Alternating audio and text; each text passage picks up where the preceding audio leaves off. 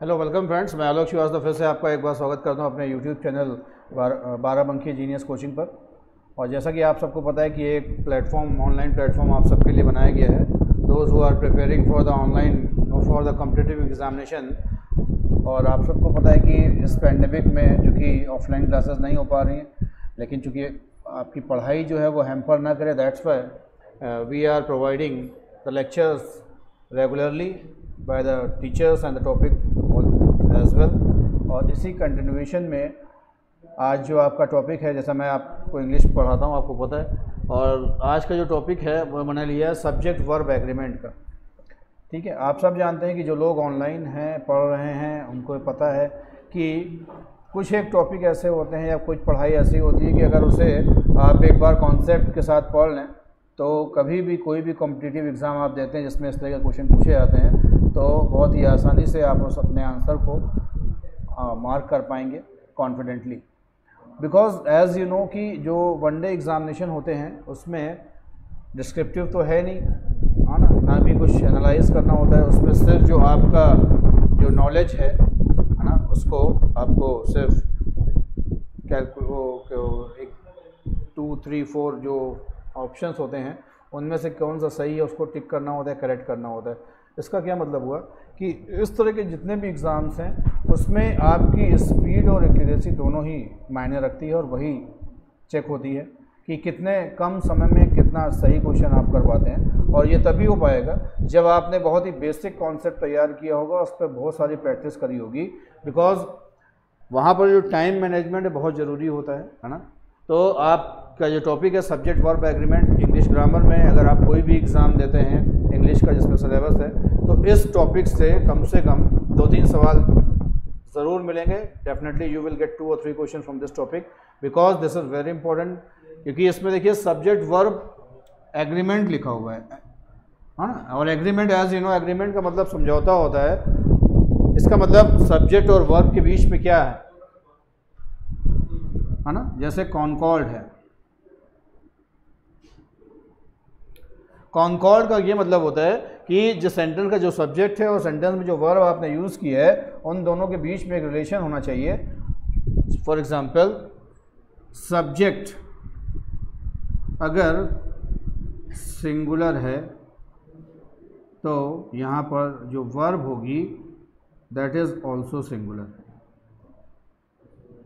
ये कॉन्सेप्ट समझिएगा कि सब्जेक्ट वर्ब एग्रीमेंट का मतलब क्या हुआ कि जो आपका सब्जेक्ट है, सब्जेक्ट नाउन हो सकता है, प्रोनाउन हो सकता है, आपको पता है। कभी कभी क्या होता है एडजेक्टिव्स भी सब्जेक्ट की तरह काम करते हैं। समटाइम्स जो वर्ब होती है वो भी सब्जेक्ट के रूप में आती है, वो तो सेकेंडरी है, मैं आपको नेक्स्ट चैप्टर में जब वर्ब पढ़ेंगे तब उसमें बताऊंगा।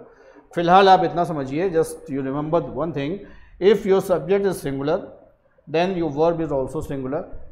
Similarly if your subject is plural the verb will also used in plural form। जैसे फॉर एग्जांपल अगर ये बॉय लिखा हुआ है तो इसमें आप जब एस लगा देते हैं तो ये बॉयज़ बन जाता है, यानी ये सिंगुलर है और ये प्लूरल। ऐसे ही मान लीजिए BUS बस होता है और इसमें आप ES लगा देते हैं तब ये सिंगुलर से प्लूरल बन जाता है। ठीक, ये तो नाउन का कॉन्सेप्ट हो गया। अब आते हैं जो मेन वर्ब होती है उसकी मेन वर्ब्स। जैसे फॉर एग्जांपल मान लीजिए यहाँ पर प्ले लिखा हुआ है और आपने प्ले में एस लगा के इसको प्लेस बना दिया, तो आपको क्या लगता है ये सिंगुलर से प्लूरल हो गया? नहीं, यहाँ पर कॉन्सेप्ट बदल जाता है, चेंज हो जाता है। जब ये प्ले लिखा था तब हम कहते हैं कि ये वर्ब प्लूरल फॉर्म में है, और जब आप वर्ब में एस लगाते हैं तब ये जो वर्ब है वो प्लूरल से सिंगुलर फॉर्म में यूज़ होती है। ऐसे ही मान लीजिए गो लिखा होता है और जब गो में आप ES लगा देते हैं तो गोज़ बनता है, तो गोज़ जो है वो singular form of the verb है और गो जो है वो plural form of the verb है। तो याद रखिएगा, नाउन में जब आप एस या एस लगाते हैं तब वो सिंगुलर से प्लूरल बनता है, लेकिन जब मेन वर्ब होती है उसमें आप एस या ES लगाते हैं तब वो प्लूरल से सिंगुलर फॉर्म में आता है। इसका इस तरीके से कॉन्सेप्ट समझिएगा। जैसे फॉर एग्जांपल अगर यहाँ बॉय लिख दें डैश और यहाँ पर क्रिकेट लिखा हो, और दूसरा सेंटेंस हो जिसमें बॉयज़ लिखा हो डैश और यहाँ पर क्रिकेट लिखा हो। अब बॉय के साथ बताइएगा प्ले आना चाहिए कि प्लेज आना चाहिए? जाहिर सी बात है, आप कहेंगे कि बॉय सिंगुलर है तो इसके साथ सिंगुलर वर्ब आएगी, तो यहाँ पर आपको लिखना पड़ेगा बॉय प्लेज क्रिकेट। ऐसे ही बॉयज़ लिखा है, अब बॉयज़ चूँकि प्लूरल है तो इसके साथ प्लूरल वर्ब आएगी ये बॉयज़ प्ले क्रिकेट। ध्यान रखिएगा, यही जो एग्रीमेंट है जिसको हम लोग कहते हैं सब्जेक्ट वर्ब एग्रीमेंट, यानी कि नाउन अगर सिंगुलर है तो वर्ब भी सिंगुलर होनी चाहिए, नाउन अगर प्लूरल है तो वर्ब भी प्लूरल होना चाहिए। इसी पर बेस्ड जो आपका ये कॉन्सेप्ट है और इस पर बेस्ड जो क्वेश्चन है वो कैसे आते हैं आगे एग्ज़ाम में, हम लोग उसको डिस्कस करेंगे आज के चैप्टर में, आज के सेशन में। तो प्लीज़ एक बार इस वीडियो को अधिक से अधिक शेयर करिएगा, लिंक को शेयर कर दिए, क्योंकि यहाँ से आपका जो मेन कॉन्सेप्ट है वो थोड़ा सा और आगे बढ़ते हैं। और जो आपके एसएससी में, एनडीए सीडीएस में या वनडे एग्ज़ाम जिसमें इंग्लिश का सिलेबस आता है, बहुत सारे एग्ज़ाम्स हैं, तो उसमें ये टॉपिक ज़रूर आएगा और उससे क्वेश्चन ज़रूर पूछे जाएंगे। ठीक है, चलिए अब बात करते हैं कि क्वेश्चंस कैसे आएगा। तो रूल नंबर 1 की बात कर लेते हैं। रूल नंबर 1 देखिए, इसमें रूल नंबर 1 पे हम डिस्कस करेंगे। मान लिए एंड लिखा हुआ है। एज यू नो एंड क्या है? एंड एक कंजंक्शन है।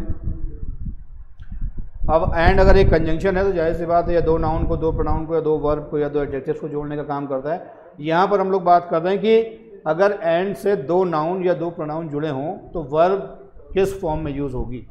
जैसे फॉर एग्जांपल यहाँ पर लिखा हो Ravi and Ramesh dash playing cricket. यहाँ पर आपको 3 ऑप्शन दिए जाएं, इज़ एम आर के। इज़ है, एम है, आर है। अब इस सेंटेंस में अगर आपसे पूछें कि जो वर्ब है वो इज़ आनी चाहिए, एम आनी चाहिए, आर आनी चाहिए, तो क्या कहेंगे आप? जाहिर सी बात है, ये रवि 1 और रमेश 2, यानी कि एंड से जब आप दो नाउन को जोड़ते हैं तो ये जो सब्जेक्ट है ये आपका प्लूरल फॉर्म में बन जाता है, इसे प्लूरल फॉर्म माना जाता है। जाहिर सी बात है, जब प्लूरल होगा तो इज़ नहीं आएगा, एम नहीं आएगा, क्या आएगा? आर आएगा। तो यहाँ पर आप क्या लिखेंगे? Ravi and Ramesh are playing cricket, यानी रवि और रमेश क्रिकेट खेल रहे हैं। This is the first rule. अब बात करते हैं ओ आर और लिखा हो,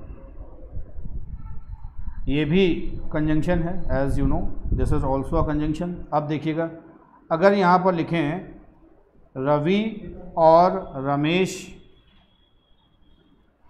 डैश प्लेइंग क्रिकेट,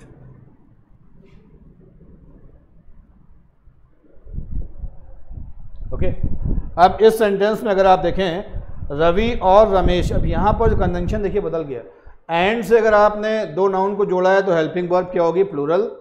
लेकिन ओ आर और इंग्लिश वाला, हिंदी वाला और नहीं, इंग्लिश का अगर और लिखा है तब यहाँ पर जो वर्ब है, अगर आपके पास 3 ऑप्शन है इज़ एम आर का, तो पता है क्या होगा?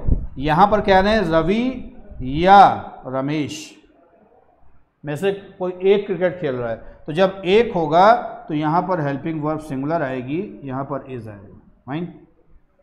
तो अगर एंड से दो नाउन या दो प्रोनाउन जुड़ा हो तो हेल्पिंग वर्ब कैसी आएगी? प्लूरल। ओ आर ऑल से अगर दो नाउन या दो प्रोनाउन जुड़ा हो तो फिर हेल्पिंग वर्ब आएगी singular. This you have to remember. और ये क्वेश्चंस आपके कॉम्पिटिटिव एग्जाम में अक्सर पूछा गया है, फिर इन द ब्लैंक्स में भी आ सकता है, एरर्स में भी आ सकता है। ठीक है, तो दिस इज रूल नंबर 1। चलिए लोग बात करते हैं रूल नंबर 2 की।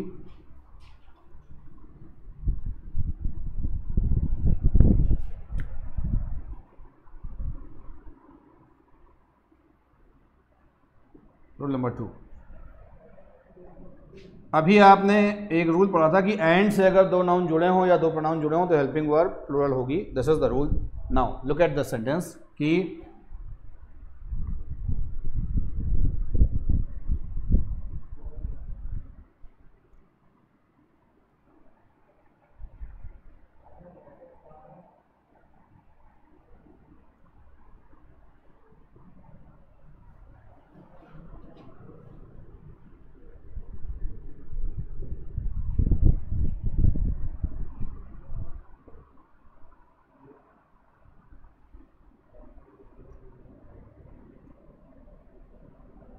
Rice and curry my favourite dish. One more sentence, slow and steady dash the race. अब ब्रेड एंड बटर, तीन ऑप्शन आपके पास, is am are. Rice and curry, three options are there, is am are. और slow and steady, यहाँ पर दो verb आपको मैं दे रहा हूँ, एक विन है, तीन यहाँ पर देते हैं, एक वॉन है, नहीं सॉरी वॉन तो हो जाएगा, विन या विंस में से आप किसे यहाँ पर लिखेंगे, प्लीज़ कमेंट करिएगा बॉक्स में। ब्रेड एंड बटर यहाँ पर क्या आएगा, इज एम आर में से कौन सा वर्ब। ऐसे ही राइस एंड करी, इज एम आर में से क्या आएगा। और स्लो एंड स्टीडी, विन या विंस में से कोई कौन सा वर्ब आएगा। देखिए कॉन्सेप्ट एक बार आप समझ लेंगे तो हमेशा के लिए आसानी हो जाएगी।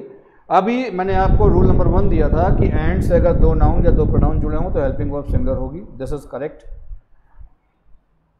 अब उसी रूल को अगर बेस करके हम यहाँ पर लिखें कि bread and butter are essential, तो ये सेंटेंस गलत हो जाएगा। Rice and curry are my favourite dish, ये भी गलत हो जाएगा। और स्लो एंड स्टीडी अगर हम यहाँ विन लिखेंगे तो भी गलत हो जाएगा। इसका मतलब क्या हुआ, पहले तो इसका आंसर ले लीजिए। यहाँ पर आएगा इज़ एसेंशियल, यहाँ पर आएगा इज़ माई फेवरेट डिश, और यहाँ पर आएगा विंस द रेस। सही है। तो रूल क्या कहता है कि एंड से अगर दो नाउन जुड़े हों, जैसे ब्रेड एंड बटर है, लेकिन ये मिल करके एक ही ऑब्जेक्ट को बता रहे हों, जैसे यहाँ पर राइस एक है, करी दूसरा नाउन है, लेकिन ये दोनों मिल करके एक डिश को बता रहे हैं। सही है। तो इस कॉन्सेप्ट को फिर समझिएगा, मैं आपको बता रहा हूँ कि एंड से अगर दो नाउन जुड़े हैं लेकिन उनसे अगर एक ही वस्तु, एक ही व्यक्ति या एक ही विचार का पता चलता हो तो उस सेंटेंस में हेल्पिंग वर्ब जो है वो सिंगुलर फॉर्म में यूज़ की जाएगी। अब यहाँ पर ब्रेड एंड बटर, ये ब्रेड एंड बटर दोनों मिल करके एक नाउन बना रहे हैं जिसको हिंदी में हम लोग इंग्लिश में कहते हैं लाइवलीहुड, हिंदी में कहते हैं आजीविका।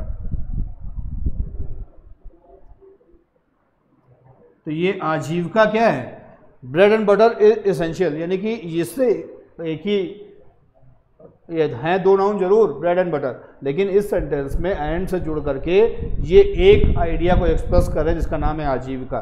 ऐसे ही राइस अलग है, करी अलग है, लेकिन जब आप राइस एंड करी एक साथ बोलते हैं तब ये एक डिश का नाम है, सिंगल डिश, तो यहाँ पर सिंगुलर आएगा। ऐसे ही ये जो स्लो एक एडजेक्टिव है और स्टीडी दूसरा एडजेक्टिव है, लेकिन ये दोनों ही एडजेक्टिव एक ही पर्सन के लिए इस्तेमाल किए गए हैं। सही है कि धीरे और लगातार चलने वाला रेस जीतता है। तो आपको पता है रेस जीतता है में कौन आ रहा है, ता है। ता है का मतलब सिंगुलर, यानी कि कर्ता जो सब्जेक्ट है वो सिंगुलर है, इसलिए जो वर्ब होगी वो भी सिंगुलर फॉर्म में यूज़ होगी। इसलिए यहाँ पर जो वर्ब की फर्स्ट फॉर्म में एस ई एस लगा होगा उसका यूज़ करेंगे। कॉन्सेप्ट क्लियर हो रहा है। तो देखिएगा इस तरीके से, फिर से मैं रिपीट करता हूँ, एंड से दो नाउन जुड़े हों, प्रोनाउन जुड़े हों तो वर्ब प्लूरल होगी, लेकिन एंड से दो नाउन दो एडजेक्टिव जुड़े हों लेकिन उनसे एक ही वस्तु, एक ही व्यक्ति या एक ही विचार का पता चले तो फिर वर्ब सिंगुलर फॉर्म में यूज होगी। This is the rule number 2, that is very important. तो एंड से रिलेटेड अगर क्वेश्चन आते हैं तो प्लीज़ मार्क करिएगा उसको कि अगर वो एक ही आइडिया को एक्सप्रेस कर रहा है, हाँ, तो वर्ब जो है सिंगुलर, और अगर वो दो अलग अलग वस्तु या व्यक्ति के बारे में बता रहे हैं तो वर्ब प्लूरल होगी। ये बेसिक कॉन्सेप्ट है। ठीक, चलिए आगे बढ़ते हैं। रूल नंबर 3,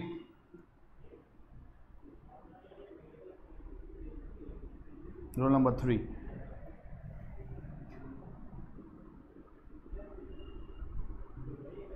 आइदर के साथ यहाँ पर आपने एक सब्जेक्ट नंबर 1 जोड़ा, फिर और लिखा, और यहाँ पर आपने सब्जेक्ट नंबर 2 जोड़ा, और यहाँ पर फिर हम बात करते हैं कि मेन वर्ब की या हेल्पिंग वर्ब की, तो किस फॉर्म में होगी।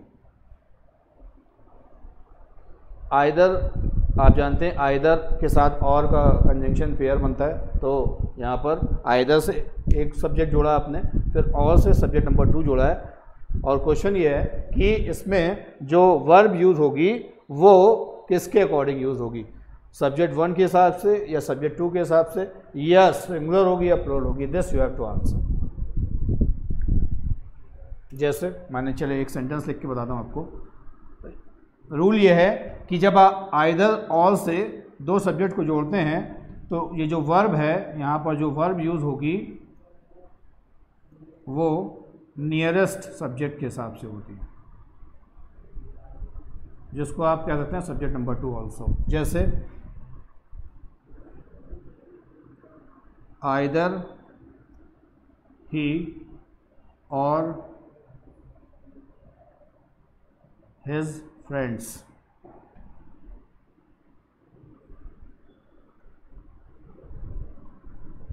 Coming today. यहाँ पर में 3 ऑप्शन है आपके पास इज एम आर का। अब यहाँ पर आइदर ही आपने जोड़ा, दिस इज सब्जेक्ट नंबर 1, और से आपने जोड़ा हिज फ्रेंड्स, ये है आपका सब्जेक्ट नंबर 2। सही है, जाहिर सी बात है आप एक सेंटेंस में एक 2 3 जितनी मर्जी उतने सब्जेक्ट यानी कि नाउन या प्रोनाउन ऐड कर सकते हैं, जोड़ सकते हैं, लेकिन आपको पता है सेंटेंस की जो वर्ब होगी दैट इज सिंगल, वो एक ही होगी। अब वो किसके हिसाब से हो, 1 के हिसाब से हो, 2 के हिसाब से हो, या सिंगुलर हो या प्लूरल। इसका रूल क्या है कि आइदर के साथ अगर और आपने जोड़ा है तो नियरेस्ट, अब यहाँ पर नियरेस्ट सब्जेक्ट क्या है, हिज फ्रेंड्स है। अगर ही देखा जाए तो ही जो है वो प्रोनाउन है, सिंगुलर फॉर्म में यूज़ होता है, और फ्रेंड्स चूँकि इसमें एस लग गया तो ये सब्जेक्ट कैसा है आपका प्लूरल। तो अभी आपने पढ़ा था कि अगर आपका सब्जेक्ट प्लूरल है तो वर्ब कैसी होगी, प्लूरल। तो इज़ नहीं होगा, एम नहीं होगा, आर होगा। तो यहाँ पर क्या आ जाएगा, आइदर ही और his friends are coming today, या तो वह या उसके दोस्त आज आ रहे हैं। तो इस वैसे भी अगर आप हिंदी से भी देखें तो आ रहे हैं, जब हैं आता है तो एक नहीं एक से ज़्यादा को बताता है, यानी कि प्लूरल होगा। तो जब सब्जेक्ट प्लूरल होगा तो फिर वर्ब कैसी होगी, प्लूरल। तो इसमें जैसे आपने आइदर और पढ़ा है, इसी तरीके से नाइदर नॉर, अगर नाइदर के साथ एक सब्जेक्ट जुड़ा हो, फिर नॉर लिखा हो, और यहाँ पर भी सब्जेक्ट नंबर 2 लिखा हो, और आपसे आगे हेल्पिंग वर्ब या मेन वर्ब के बारे में सवाल किया जाता हो, तो आपका जवाब होगा अकॉर्डिंग टू द नियरेस्ट। और नियरेस्ट सब्जेक्ट का मतलब सब्जेक्ट नंबर 2 ही होगा, ये होगा। जैसे नाइदर ही नॉर हिज ब्रदर्स, ऐसे सेंटेंस लिख के दिखाते हैं आपको। Neither he nor his brothers dash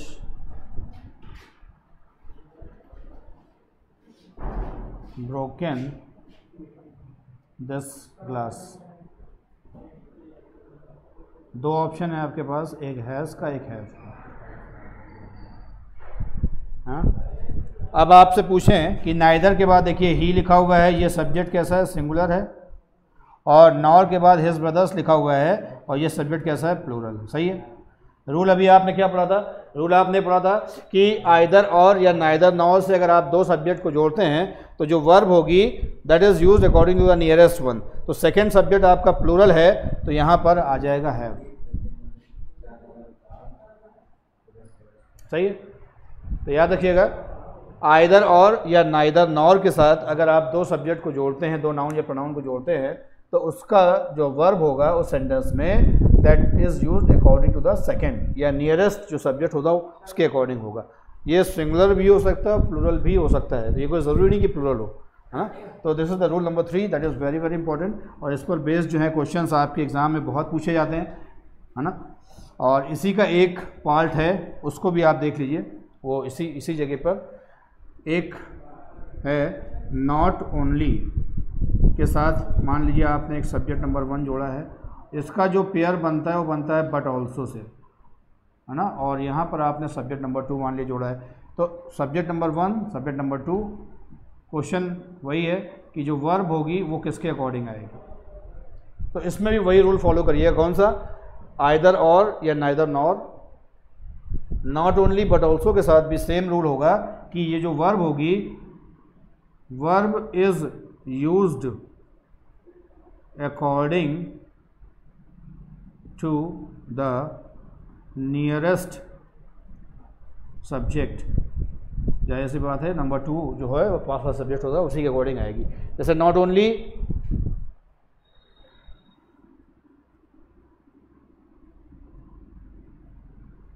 he but also his parents dash watching cricket match। लिखा है नॉट ओनली, देखिए नॉट ओनली के बाद ही आ गया, ये सब्जेक्ट नंबर 1 है आपका, this is what we call subject number 1। But also के बाद हिज पेरेंट्स, ये क्या है आपका सब्जेक्ट नंबर 2। अब एक सेंटेंस में 2 सब्जेक्ट आ गए, जाहिर सी बात है वर्ब तो एक ही यूज़ होगी। अब आपको ये तय करना है कि वो वर्ब किसके अकॉर्डिंग होगी। तो जैसा अभी मैंने आपको बताया कि नॉट ओनली बट ऑल्सो के साथ वर्ब हमेशा सेकंड सब्जेक्ट यानी कि नियरेस्ट के साथ होगी।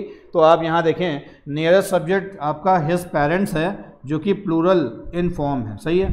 अब प्लूरल फॉर्म में है तो यहाँ पर या तो प्रेजेंट टेंस में होगा तो आर और पास्ट में होगा तो वर।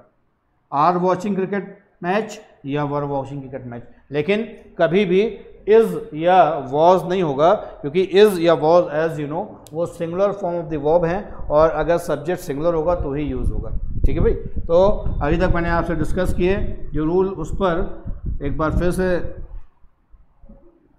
ब्रीफ कर दें आपको। मैंने पहला रूल आपसे डिस्कस किया था कि अगर एंड से 2 नाउन या प्रोनाउन जुड़े हों तो वर्ब प्लूरल होगी।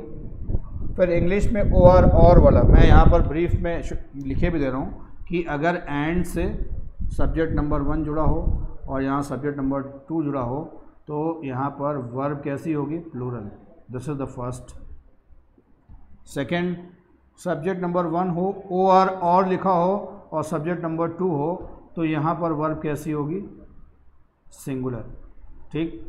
नंबर 3 आपके पास ये रूल है कि यहाँ पर सब्जेक्ट नंबर 1 हो, एंड हो और सब्जेक्ट नंबर 2 हो, लेकिन ख़ास बात ये है कि ये 1 और 2 जो हैं मिल करके एक ही पर्सन, एक ही ऑब्जेक्ट या एक ही आइडिया को एक्सप्रेस करें तो फिर इसे सिंगुलर मानते हुए यहाँ पर जो वर्ब होगी that is also use in singular form. एक बार ध्यान दीजिएगा, बहुत इंपॉर्टेंट है। मैं फिर से इसलिए रिवाइज कर रहा हूँ इसको कि अगर आपने एंड से 2 सब्जेक्ट को यानी कि 2 नाउन या प्रोनाउन को जोड़ा है तो हेल्पिंग वर्ब प्लूरल होगी। ओ आर और से जोड़ा है तो वर्ब सिंगुलर होगी। फिर तीसरा रूल ये है कि एंड से 2 नाउन या 2 प्रोनाउन आपने जोड़े हैं या 2 एडजेक्टिव्स को आपने जोड़ा है, लेकिन अगर वो एक ही पर्सन, एक ही ऑब्जेक्ट या एक ही आइडिया को बता रहे हैं तो फिर वर्ब सिंगुलर हो जाएगी। This is the third one. और फोर्थ रूल जो आज का था आपका कि आइदर के साथ सब्जेक्ट नंबर 1 लिखा हो, फिर और लिखा हो, फिर सब्जेक्ट नंबर 1 लिखा हो। ऐसे ही नाइदर के साथ सब्जेक्ट नंबर 1 लिखा हो, नॉर के साथ सब्जेक्ट नंबर 2 लिखा हो, और तीसरा इसी कंटिन्यूएशन में है नॉट ओनली के साथ सब्जेक्ट नंबर 1 हो और बट ऑल्सो के साथ सब्जेक्ट नंबर 2 लिखा हो। तो इनके साथ एक ही रूल है क्या कि इसमें और के बाद यहाँ नॉर के बाद यहाँ बट ऑल्सो के बाद यानी कि आप कह सकते हैं वर्ब जो हो वो सब्जेक्ट नंबर 2 के हिसाब से यूज़ की जाएगी। तो आप चाहे तो इसका स्क्रीनशॉट भी ले लीजिए, इससे मैं हट भी जा रहा हूँ। और ये 1 2 3 4 और 4 में आपके 3 पार्ट्स हैं। तो ये आज आपका जो सब्जेक्ट वर्ब एग्रीमेंट का चैप्टर शुरुआत की है मैंने, है ना, इसका बहुत ही बेसिक चीज़ें थी तो वो मैंने कवर किया है। और इस पर बेस्ड किस तरीके से क्वेश्चंस आपके प्रीवियस ईयर में पूछे गए हैं और कैसे एग्ज़ाम में फॉर्म किए जा सकते हैं, ये जो सेशन कराएंगे प्रैक्टिस सेशन उसमें ज़रूर बताएंगे। और तब तक के लिए गुड बाय। और आज का वीडियो अगर पसंद आया तो इसको लाइक करिएगा और अधिक से अधिक शेयर करिएगा please. And thanks for watching this session. Thank you.